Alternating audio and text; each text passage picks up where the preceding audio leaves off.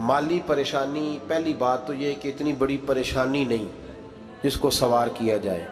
आयत पढ़ूंगा कुरान पाक की, और मेरा ख्याल है कि बहुत सारी परेशानियां तो कुरान मजीद के लफ्ज़ों से दूर हो जाएंगी। सूरह हूद है, उसकी आयत नंबर 6 है, 12वें सिपारे की पहली आयत है।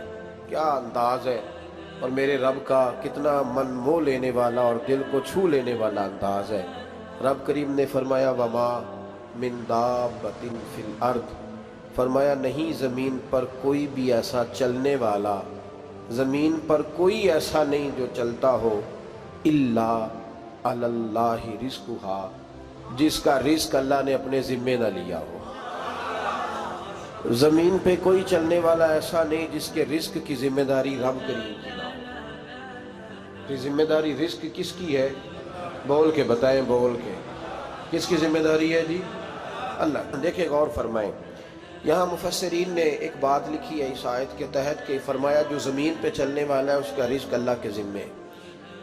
फरमाते हैं कि ये अल्लाह ने हमारी अकल के मुताबिक हमसे बात की है, वरना आसमानों में जितनी मखलूक है रिज़्क उसका भी अल्लाह के ज़िम्मे ही है। यहाँ जो फिल अर्द के लफ्ज़ है ज़मीन पे, वो हमें समझाने के लिए कि तुमने तो सिर्फ ये दुनिया देखी है ना, तो जिसको तुमने देखा है वो सब खाते अल्लाह का दिया हुआ ही है। तो जो हमने देखा था रब करीम ने उसके मुताबिक हमें समझा दिया। फरमाया कुछ तो तुमने देखे ही नहीं, चलो उनकी तुमसे बात नहीं करते, पर जो तुमने देखे हैं उन सब का रिज़्क किसके ज़िम्मे है? अल्लाह के। मेरे रसूल करीम सैयद आलम सल्लल्लाहु ताला अलैहि वसल्लम कुरान मजीद की जब तर्जुमानी करते, वजाहत करते, तो महबूब पाक सल्लल्लाहु अलैहि वसल्लम भी कोई इश्काल रहने नहीं देते थे, कोई इश्काल नहीं रहने देते थे। मेरे महबूब करीम अलैहिस्सलातु सलाम ने फरमाया अल्लाह पे भरोसा रख के सवेरे निकल जाना रिज़्क की तलाश में। किस पे भरोसा रखना है? निकलना तुम्हारे ज़िम्मे है। ये ना कहना कि घर बैठूंगा तो यहीं आएगा, निकलना तुम्हारी जिम्मेदारी है। जितनी जिम्मेदारी है वो पूरी करना। अल्लाह पे भरोसा करके निकल जाना तुम्हारी जिम्मेदारी है। रब का जिम्मा है तुम्हें रिज़्क देना, वो ज़रूर तुम्हें रिज़्क पहुँचाएगा। या रसूल अल्लाह सल्लल्लाहु अलैहि वसल्लम किस तरह पहुँचेगा? तो ज़रा हुजूर के लफ्ज़ों का हुस्न भी देखिए। नबी पाक सल्लल्लाहु अलैहि वसल्लम ने फरमाया जिस तरह मौत तुम्हें ढूंढ लेती है ना कि तुम कहाँ मौजूद हो, जब वक्त आता है तो इंसान पाकिस्तान में हो तब भी आ जाता है, जद्दा में हो तब भी आ जाता है, मक्का में हो या मदीना तय्यबा में वक्त फिर भी आ जाता है। फरमाया जिस तरह मौत तुम जहां भी हो तुम तक पहुंच जाती है ना, इस तरह तुम्हारा रिस्क भी तुम जहां मौजूद होते हो अल्लाह वहां पहुंचा देता है, पहुंचा देता है। तो या रसूल अल्लाह सल्लल्लाहु अलैहि वसल्लम किस अंदाज में? तो फरमाया निकल जाना तुम्हारी जिम्मेदारी है। फरमाया सवेरे परिंदे भी निकल जाते हैं और शाम को जब लौटते हैं तो अल्लाह उन्हें पेट भर के रोजी अता फरमाता है। हालांकि उनको नहीं पता होता हमारा कारखाना कहाँ है, हमने कहाँ जाके मजदूरी करनी है। उनको नहीं पता होता कि हमारा दफ्तर कहाँ है, हमने किस ऑफिस में बैठना है। उनको नहीं पता होता कि हमने कहाँ जाके माल खरीदना है और कहाँ से हमने फिर उसको दोबारा बेचना है। उन्हें खबर नहीं होती। अल्लाह पे भरोसा करके निकल जाते हैं। निकलना तो तेरे जिम्मे है कि नहीं? फरमाया वो तू ड्यूटी कर, शाम को अल्लाह जो रब परिंदों को रोजी देता है वो तुझे भी अता फरमाएगा। मैं कहता हूँ सोच कितनी कमजोर है उस आदमी की जो कहता है कैसे मिलेगा।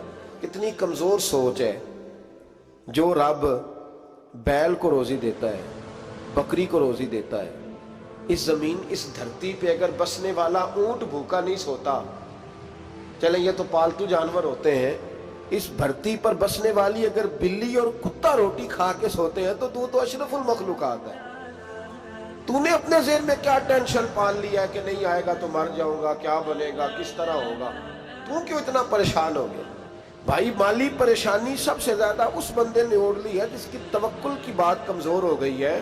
तू सीधी तवज्जो अपने रब करीम की जानिब रख, सीधी तवज्जो अल्लाह की जानिब कर। रब फरमाते हैं जिम्मा तेरा नहीं, जिम्मा मेरा। लेकिन ना तनख्वाह एक आती है घर में।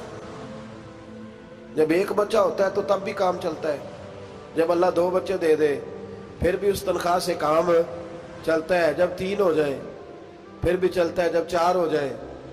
नहीं आप ना भी बोले तो बात तो सही है, बहरहाल काम फिर भी چلے اسی تنخواہ میں سے جب بندہ بڑے بیٹے کی شادی کر کے بہو بیاہ کے لے آئے تو پھر بھی کام چلتا ہے، اور جب اس بیٹے کو اللہ بچے عطا کر دے تو اسی گھر میں، اسی آنگن میں، اسی چھت کے نیچے کام چلتا ہے۔ تو پھر تو مان جانا کہ چلانے والا تو نہیں، چلانے والا کوئی اور ہے۔ پھر تو مان جا کے چلانے والا کوئی تو اس وقت جب تنخواہ تیری لگی تھی تو کہتا تھا ابا ابھی میری شادی نہ کر، میں بیوی کو کیسے کھلاؤں گا؟ تو وہی شخص ہے جس کی چھت کے نیچے پھر 1.5 درجن پوتے بھی پل رہے اور گزارا ان کا بھی ہو رہا ہے۔ تو رزق کا ذمہ کس کا ہے؟ اللہ کا، اللہ کا ذمہ۔ اب ہمیں پتہ ہے پہلی بات تو پریشانی اس لیے اتار دینی چاہیے کہ ذمہ ہمارا ہے ہی نہیں۔ اب دوسری بات یہ کہ ذمہ داری کس کی ہے؟ اللہ حکیم بھی ہے اور علیم بھی ہے، حکیم بھی ہے اور جانتا بھی ہے، اور اسے پتہ بھی ہے کہ دینا کس طرح ہے۔ اب ہم پتہ کیا کہتے ہیں؟ کہتے ہیں وہ جو بندہ پجاروں میں بیٹھا ہے وہاں اسے نہیں بیٹھنا چاہیے تھا، اور میرا حق تھا۔ تجھے زیادہ پتہ ہے کہ اللہ کو؟ بول کے بتانا کس کو پتہ زیادہ ہے؟ کیوں جی؟ تو آپ اصل ٹینشن پتہ کب لگتی ہے؟ جب بندے کہتے ہیں نہیں وہ پجاروں میری تھی، میرا حق تھا۔ وہ جب گزرتی ہے نا پاس سے مہران کے تو مہران والا ٹینشن بڑی لیتا ہے، حالانکہ اللہ کو زیادہ پتہ ہے کہ وہ حق۔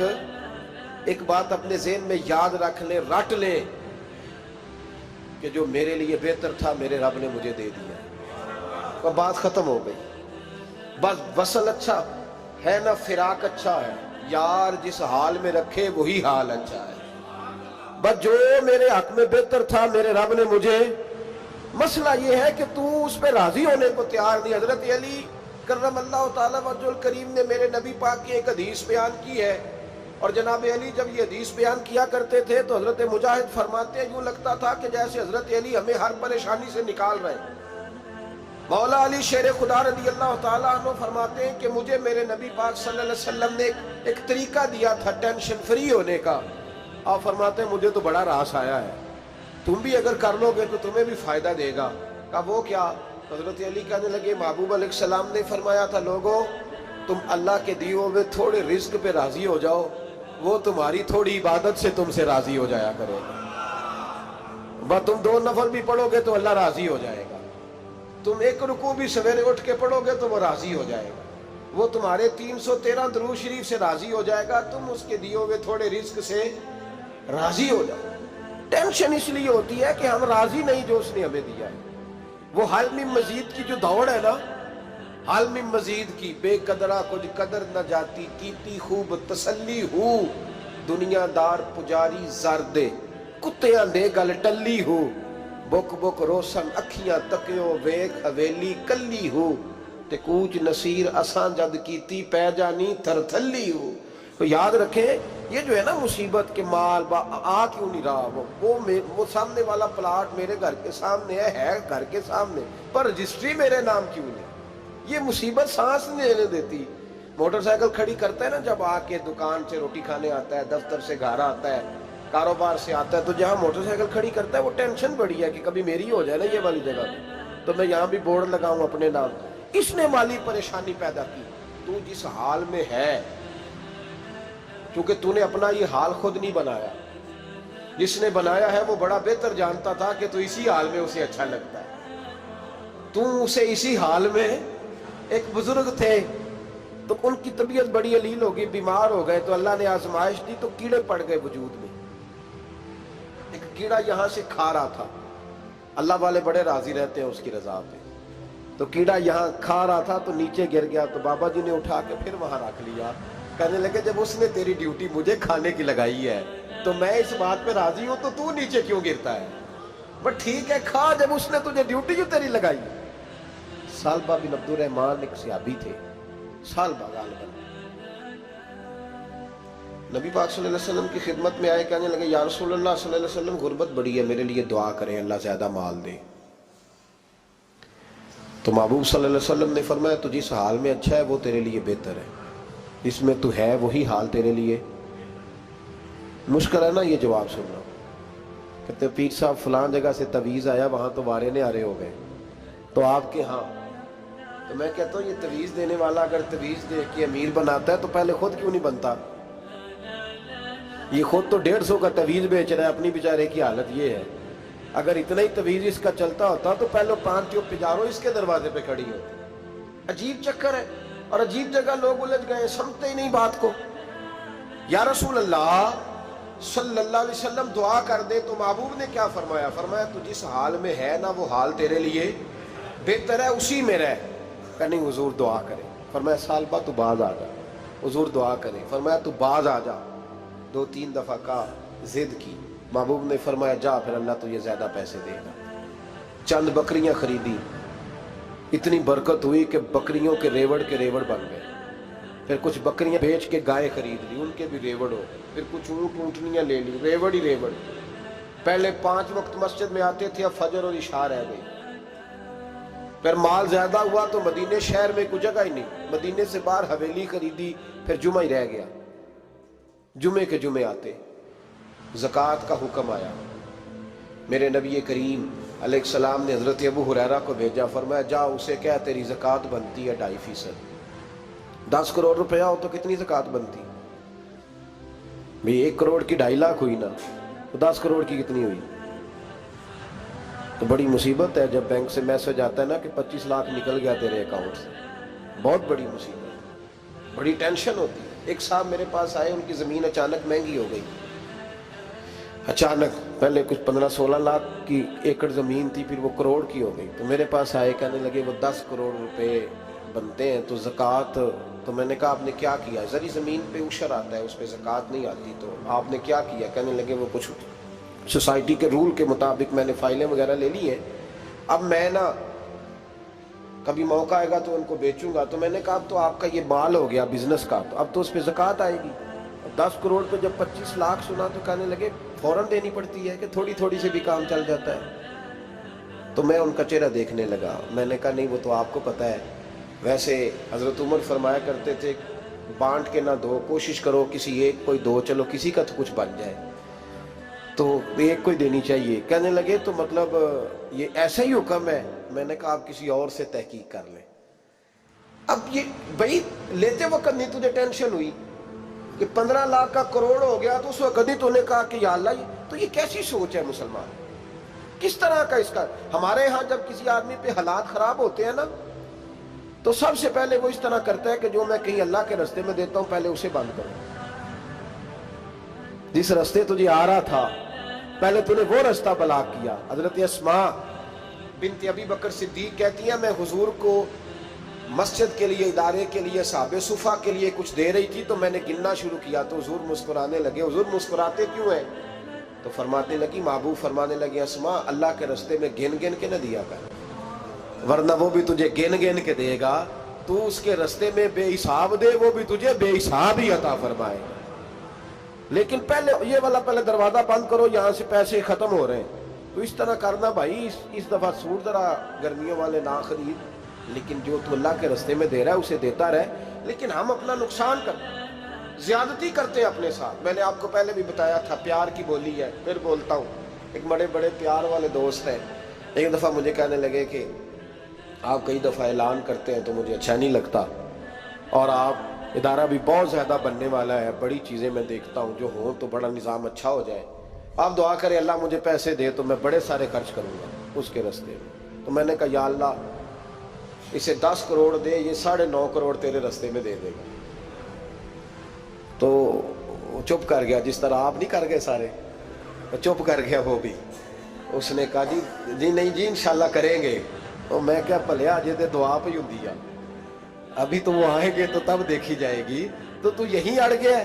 یعنی 9.5 کروڑ اللہ کے راستے میں خرچ کرنے کی دعا پہ بھی آمین کوئی نہیں کہتا کہ چلو آمین ہی کہہ دے۔ تو میں کہا تینوں تے 50 لاکھ بچتا سی پیا، لیکن تو اس سودے پہ تیار ہے۔ جب یہ سوچ ہوتی ہے، یہ غلط سوچ ہے، یہ بات تو اگر تے مسکرانے والی، لیکن یہ سوچ صحیح نہیں۔ حضرت عثمان غنی رضی اللہ تعالیٰ عنہ کہتے ہیں جس وقت نبی پاک صلی اللہ علیہ وسلم نے اعلان کیا نا جنگ کے موقع پر کہ 800 سپاہیوں کا خرچہ چاہیے، کہتے ہیں میرے پاس 600 کا تھا۔ یہاں ایک روایت میں حضور نے 1000 کا اعلان کیا تو میرے پاس 800 کا تھا۔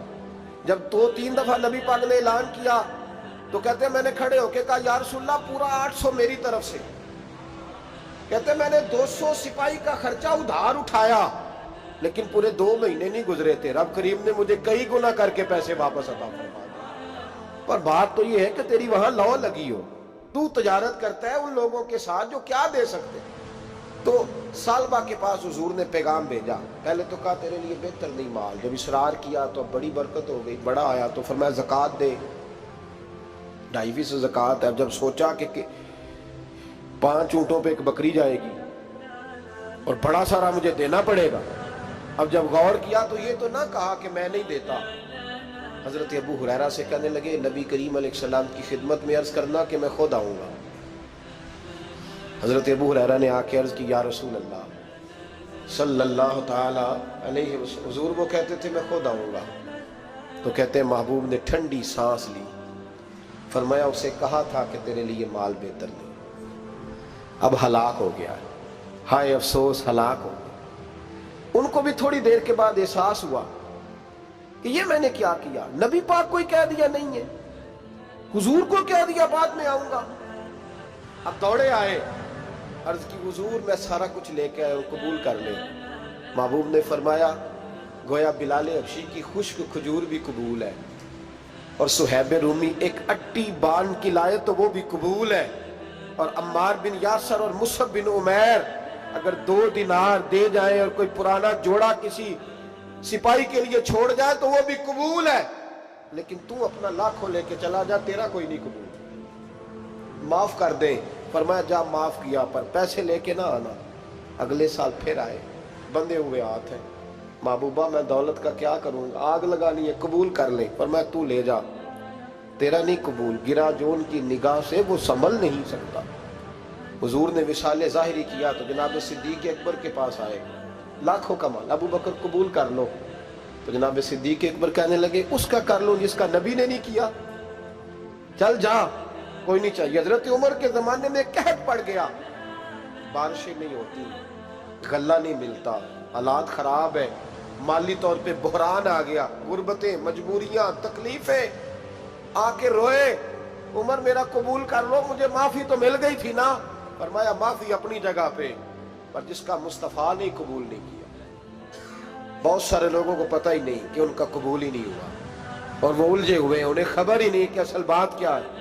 فرمایا جس کا مصطفیٰ کریم نے قبول نہیں کیا، اب ہیرے اور جواہرات بھی لے کے آئے تو بھوکے مریں گے، پر اس کا قبول، اس بات پہ راضی رہو، اس حال میں اللہ نے رکھا ہوا، اس حال میں راضی رہو۔ جو مصیبت ہے نا دیکھنی کہ وہ بھی میرے پاس، تمہیں کیا پتا، کبھی پوچھ تو صحیح اس سے وہ کس مصیبت کا شکار ہے، جو مالی طور پہ بڑا امیر ہے، تو اس کی طرف دیکھ کے اپنا دل برا کرتا ہے۔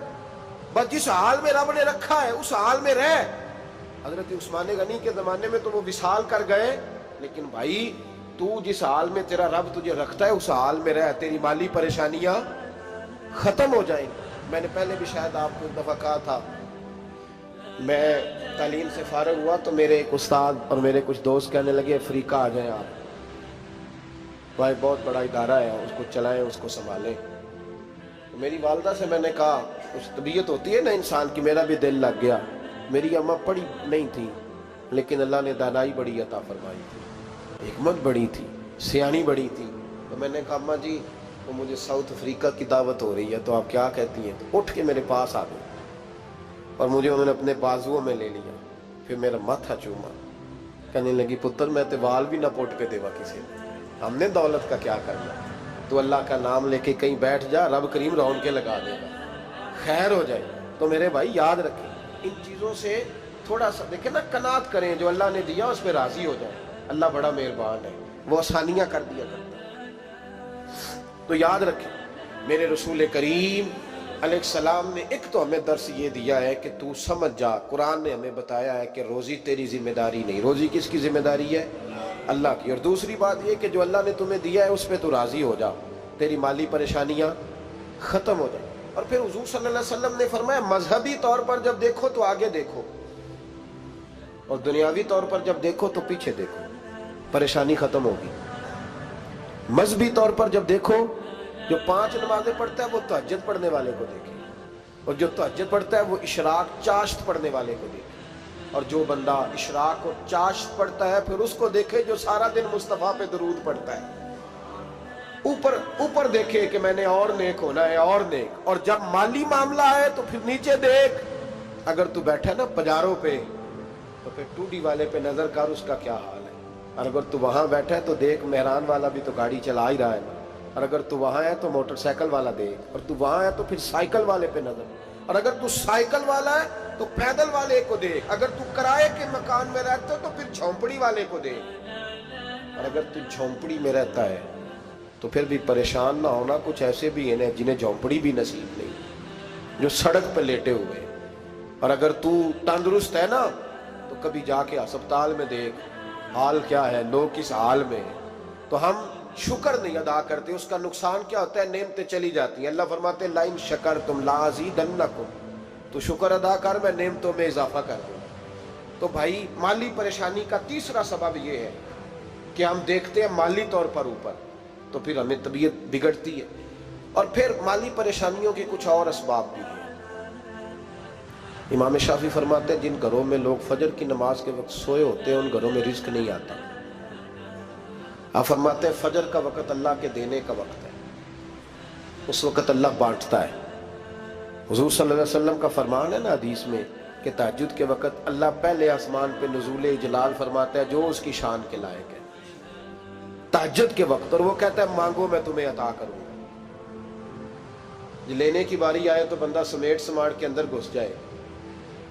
हमारे यहाँ ये होता है कि इशा के बाद बच्चे बैठते हैं मोबाइल लेके, तहज्जुद का वक्त आता है तो उनकी आंखें बंद होनी शुरू होती। तो लेने के वक्त तो तू सोया था, तेरा मसला कैसे हल होगा भाई। जब कोई आदमी खैरात बांट रहा हो तो जो प्याला पीछे कर ले उसे मिलेगा। कहते उस वक्त आना जब मैं बांट रहा था, अब तो किधर आ गया है। मिसाल दे रहा हूं, तो फजर का वक्त मांगने का है, तो सारी रात तो गुजर गई गेमें खेलते, टीवी देखते, और जो लेने का वक्त था तू सो गया, तो कैसे आएगा तेरे पास। तो उठे सवेरे, बंदों से मांग के देख लिया, बड़ी इज्जतें खराब हुई। फजर का वक्त उठ के झोली फैलाए। मेरे रसूल पाक अलैहिस्सलाम फरमाते हैं, रब फरमाते हैं जब बंदे मेरे आगे झोली फैलाते हैं मुझे शर्म आती है, कैसे खाली वापस कर दूं। तो उसके सामने झोली